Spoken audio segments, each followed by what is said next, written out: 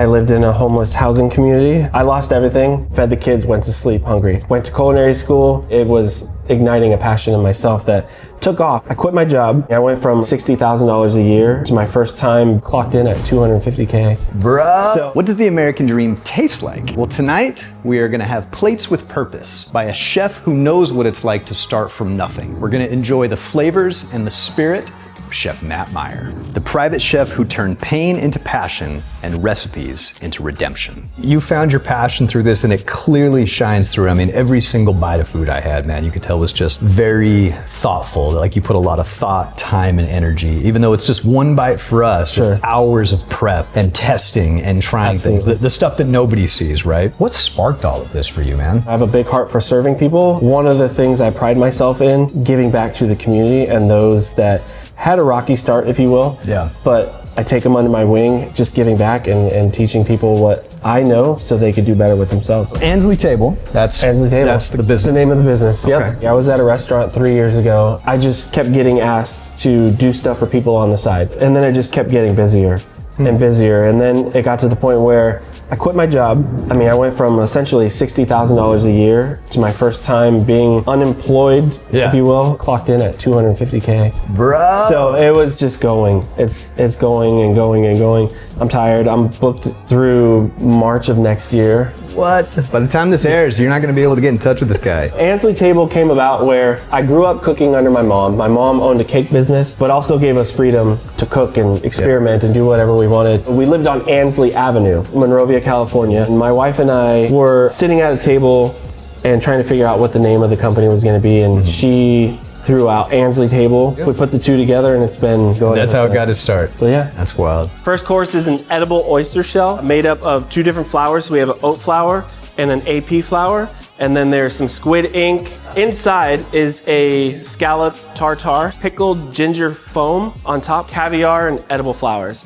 It's sitting on a bed of Maldon salt. You want to scrape the bottom of that shell off. So, edible shell. Edible shell. The whole thing is edible. Yep. Put the whole thing in our mouth. If that's what you prefer, yes. Tonight, we're not just tasting food, we're witnessing a comeback. From the streets to private dining rooms, Chef Mat Meyer proves that hunger can feed greatness. This tattoo in particular, a little bit about that. 6838. 6838. Why is that important to you, man? 6838 was my unit number when I lived in a homeless housing community. I was there 15 years ago with my two kids. I lost everything, went through a pretty gnarly divorce, landed on my butt. Didn't know how to get back up. Checked into the House of Refuge, went to culinary school. 9 times out of 10, packed up food, took it home, fed the kids, went to sleep hungry. But I did it for my kids. I did it so that I can give them a better life. Yeah. For myself, it was just a way to get by. But really, it was igniting a passion in myself that took off. And now, vice chair of the board for the House of Refuge. Just recently in March, I auctioned 2 dinners. They sold for $22,000 collectively. With that money, I was able to sponsor the home I lived in with my 2 kids for an entire year.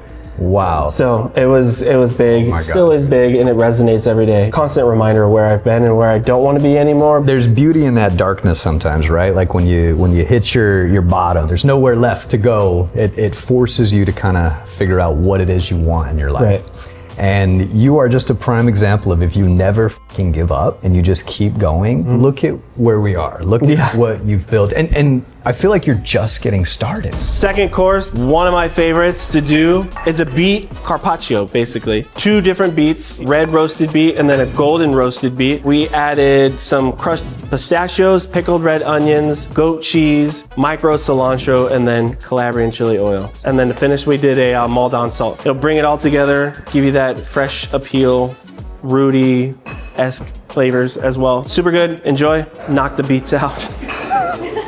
Drop the beat. Walk us through like what they can expect when someone books your services. Sure. I am hands-on with communication. I'll spit out a menu to them that's pretty much custom. So the meal we had tonight, have you ever cooked this meal for anyone? This was a one of a kind. Yep, I've done versions, but everything is different for the most part. I show up 2 hours before, prep everything on site, and get that first course ready. But once that first course gets out, then it's go time. Typical dinner will last about 4 hours. Okay, it's experience, man. It is. It's a full-on experience. Sometimes we do wine pairings. Sometimes we do, 4 to 8 courses. Just depends on what the client wants. How many people is too many people? Have you ever like shut anything down or? I have not. A double-edged sword, right? You never know how much you're taking on until you're actually there living it. Josh and I did a 200-person catering. Just the two of you? Just the two of us. Hour and a half in between jobs, we had a dinner for another 200.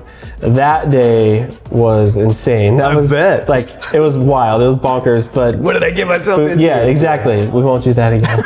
But Sometimes you got to learn how to not do things by doing it the wrong way. yeah, right? exactly. Really, the heart of it for me is watching the people eat, watching the expressions, seeing how they enjoy the food or not. Some do, some don't. I'm kind of a food snob, and I can tell you every bite of food I had was seasoned perfect, cooked perfect. Awesome. So Very cool. delicious. So what they're bringing out, you have Capital Farms ribeye. It's a 10-ounce ribeye, literally one of my favorite cuts. But you have a potato parsnip puree on the bottom. On top, you have some steadfast carrots straight from their garden, some micro cilantro, and black garlic bordelaise. I know you got big things in the works, so let's. Big things in the What's works. next, man? I just bought a catering van 2 days ago. As of August 1st, close on a commercial kitchen. That alone is huge for not just me, but somebody like Josh and Emily who can have a headquarters to get away from life for a little bit. Emily went through some pretty hard times and she focused on cooking and posting just home cooked stuff, which is great. Yeah. Me taking her under my wing and lifting her up helped her get through the hard times. She was super shy at first, but now she's running 17 people private dinners, 4 courses and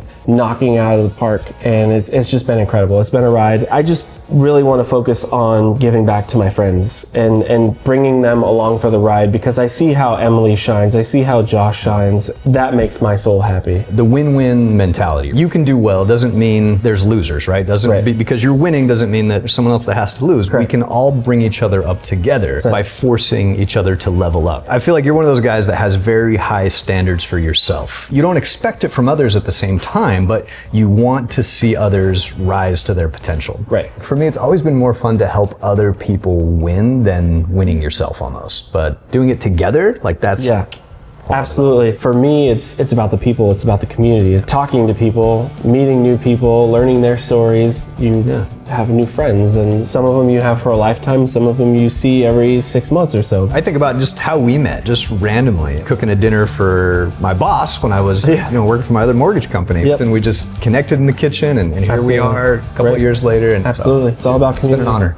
Absolutely. This last course evolved over the course of 3 years, I want to say. What are we going to do for a dessert? Josh and I rummaged through fries, picked up a cinnamon bread. Little Debbie had a oatmeal cream pie ice cream, and we would just melt that down, mix it in with the bread, mix it in with caramel Biscoff cookies. It's been phenomenal ever since.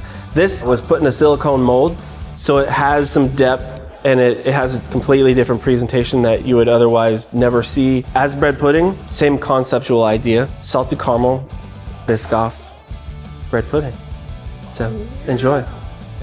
You got it. You bet. This wasn't just a meal. This was a reminder that resilience, persistence, and passion still matter. So be sure to join us next time as I continue to explore Arizona and find all its hidden gems and passionate people like Mat Meyer. Every dish this man made is just another story of his comeback. This is Matt's American Dream. What's yours?